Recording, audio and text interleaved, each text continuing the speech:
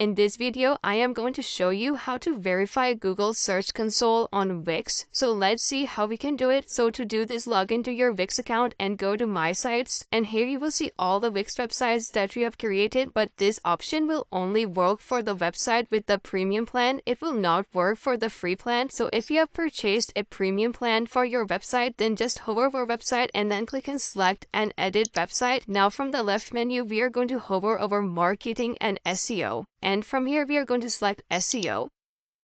And after that, we are going to scroll down to the bottom. And here we will see site verification section. So we are going to click on go to site verification. And here we will see multiple platforms. But from here, we will select Google Search Console. I have already verified this website with Google Search Console, but the process is the same. You just need to copy the code from Google Search Console and paste it here, and after that just click on apply, and in this way Google Search Console will be verified for your website. So that's it for today. Thanks for watching. Please like and subscribe.